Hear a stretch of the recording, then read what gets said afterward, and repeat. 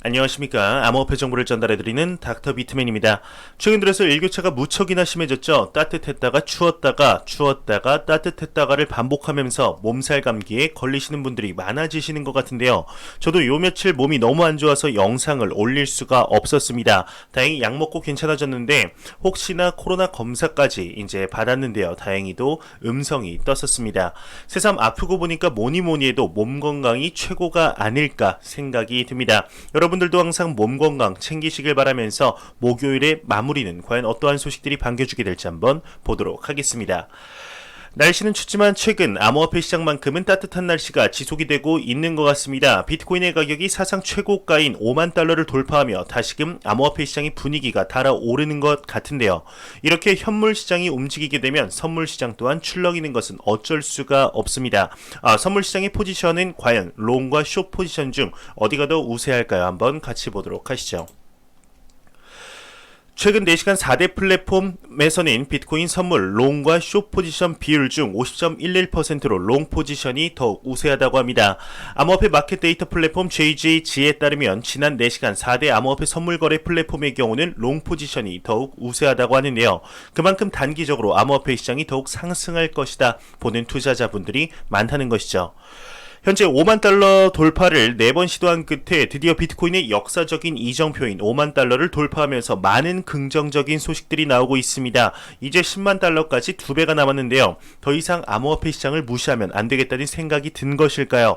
5만 달러를 넘으면서 미국의 기업들의 관심도가 높아지고 있다고 합니다. 더욱이 암호화폐 시장에 대한 인식의 변화가 이루어지고 있다는 것이겠죠. 내용 같이 한번 보도록 하겠습니다.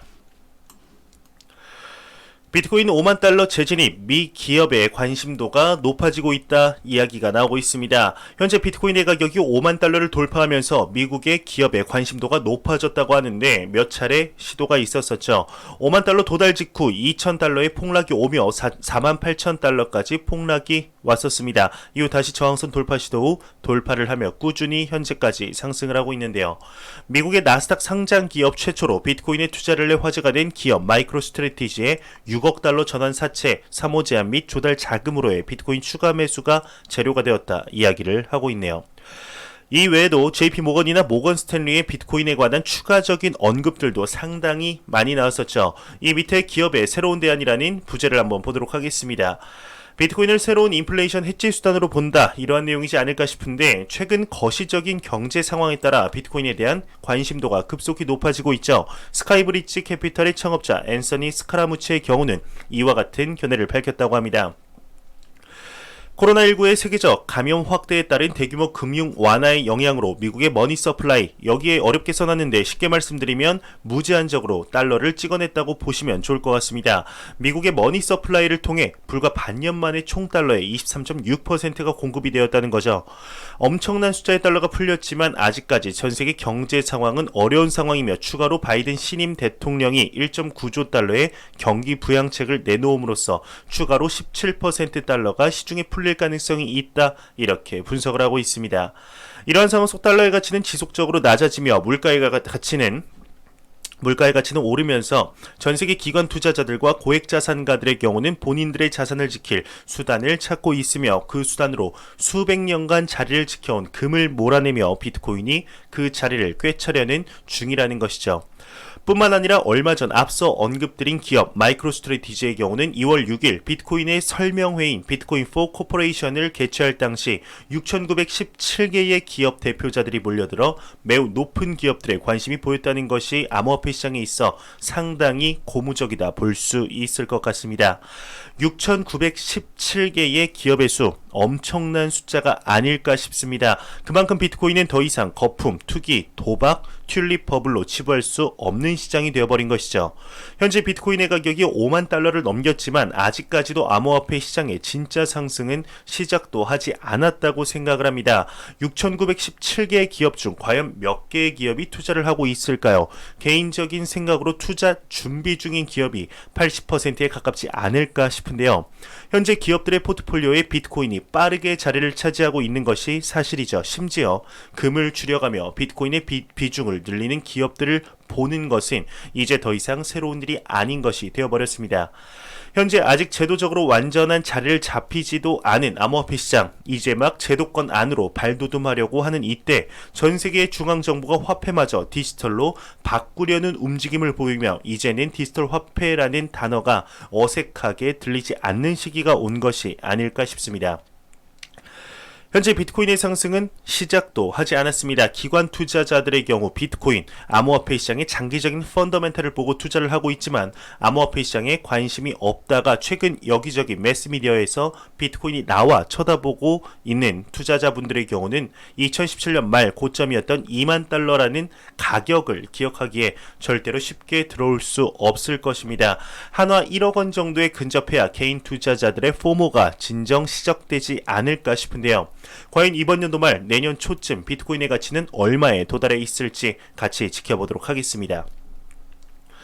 현재 비트코인의 가격 상승으로 인해 펀더멘탈이 굳건해지고 있는 상황 속 비트코인 ETF에 대한 관심도가 올라가고 있는 것이 사실이죠.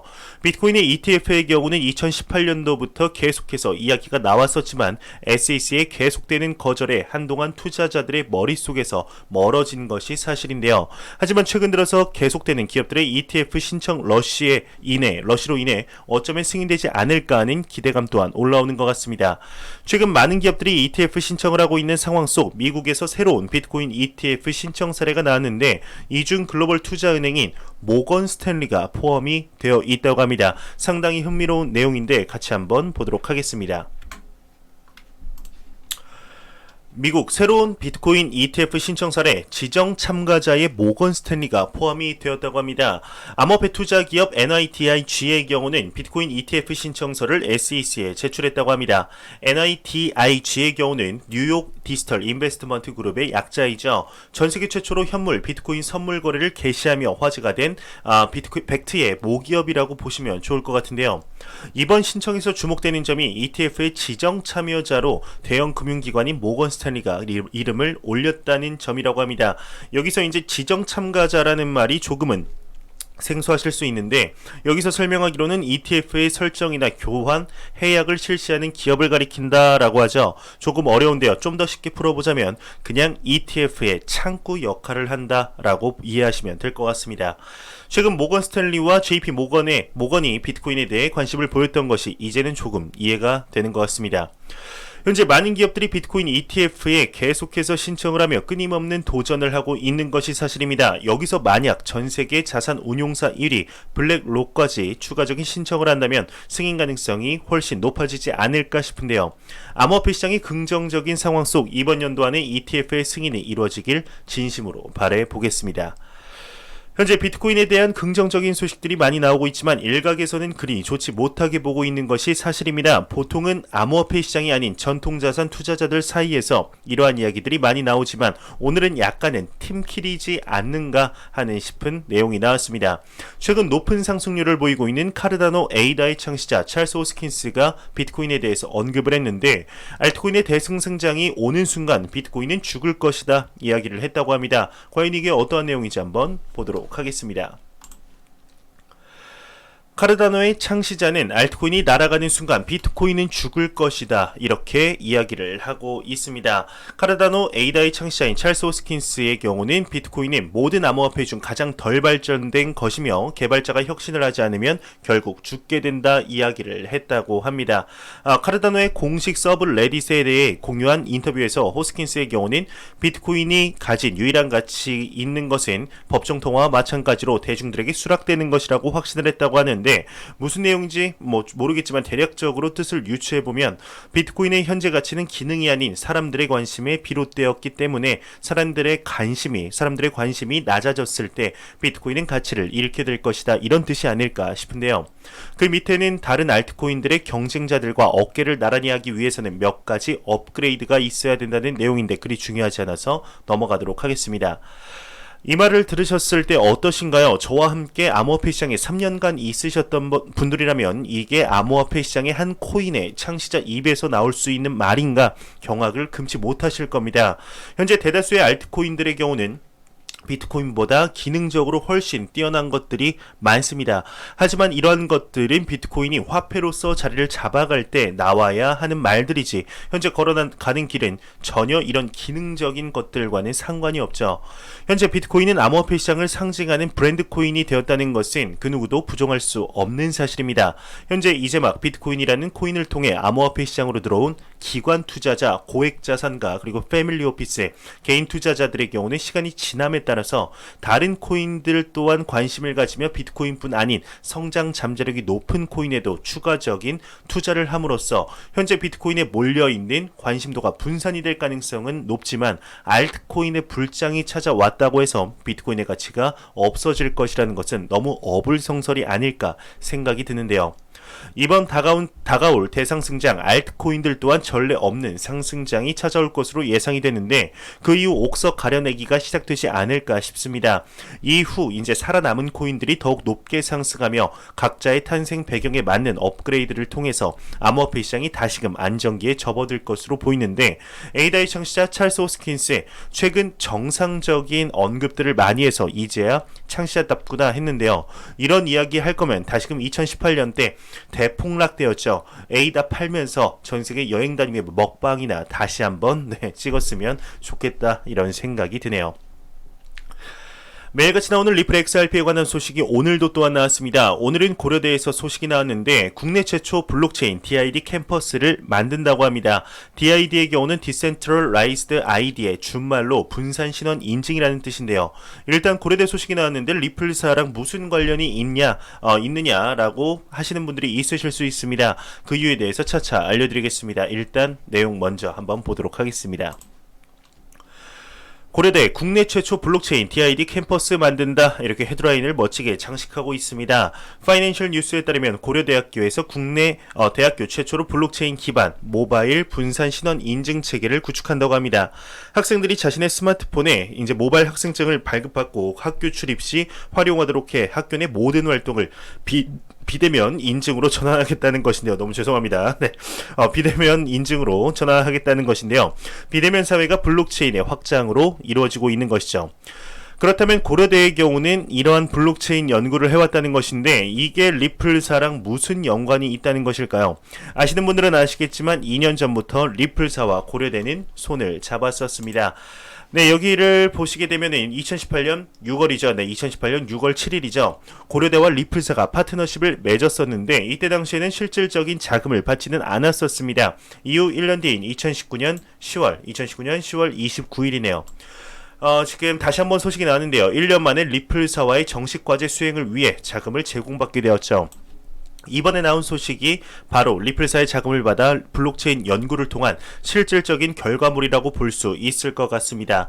리플사 블록체인의 경우는 오픈소스로 누구나 사용할 수 있는 만큼 리플사의 자금을 받게 되면 당연히 리플사의 블록체인을 통하여 이번 DID가 만들어지게 되는 것은 자명한 사실이죠. 리플사의 경우는 수년 전부터 UBRI라는 블록체인 인재 양성에 청문학적인 자금을 쏟고 있습니다. 이게 단순히 암호화폐 시장을 좀 더 발전적으로 만들어야지 라는 단순한 생각으로 하는 것일까요? 리플사의 자금을 받고 성장한 대학원생 그리고 연구원 중 우수한 인재의 경우는 리플사로 스카우트할 뿐 아니라 리플사의 블록체인 생태계를 더욱 성장, 확장시키기 위해서라고 생각을 하는데요. 우리나라 또한 리플사의 생태계에 들어간 것이죠. 이번 고려대의 케이스는 비단 캠퍼스 안에서뿐 아니라 비대면 사회가 확산되어가는 만큼 이번 모바일 신원 인증 체계가 제대로 활성화된다면 굳이 다른 곳에서 만들지 않고 그대로 옮겨다가 사용할 가능성도 높다고 생각을 합니다. 리플사의 경우는 우리가 생각하는 것보다 크게 보는 것일지도 모른다는 생각이 드네요. 일단은 SEC와의 소송이 하루빨리 합의가 돼야죠. 당분간 합의는 없다라는 이야기가 나오는 것이 좀 안타까운데요. 조속히 합의가 되어서 그동안 쌓였던 XRP의 호재들이 뚫고 이제 투더문 하는 날이 오기를 진심으로 바라보겠습니다. 안 보고 가면 섭섭하겠죠. 마지막 크립토 공포 탐욕 지수입니다. 전날 95포인트와 같은 95포인트를 기록을 하면서 극단적인 탐욕 단계가 지속이 되고 있습니다. 지금 지수는 0이면 공포 100면 낙관을 의미하게 되죠. 다시금 90포인트 이상에서 지금 긍정적인 펀더멘탈이 더욱더 견고해지고 있습니다. 절대로 지금의 상승이 마지막이라고 생각하지 마십시오. 지금의 상승이 이제 막 시작을 하려는 시작점이라고 저는 생각을 합니다. 절대로 이제 대출받아서 그렇다고 투자하지 마시고 여유 자금으로 장기 투자하시길 바랍니다. 샀다 팔았다 트레이더가 아닌 진정한 인베스터, 투자자가 되시길 진심으로 바라보겠습니다. 이 공포탐욕 지수는 변동성 거래량 각각 25%씩, SNS 언급량, 설문조사 15%씩, 비트코인의 더미넌스, 그리고 구글 검색량 각각 10%를 기준으로 산출이 되게 됩니다. 제가 준비해온 소식은 여기까지입니다. 영상이 도움이 되셨다면 구독과 좋아요 그리고 광고 한 편만 처음부터 끝까지 시청해 주시기 바랍니다. 이 채널은 오직 광고 수익으로 운영이 되게 됩니다. 항상 영상 시청해 주시는 시청자분들, 구독자분들 너무나 감사합니다. 저는 다음 영상으로 찾아뵙도록 하겠습니다. 지금까지 닥터 비트맨이었습니다. 감사합니다.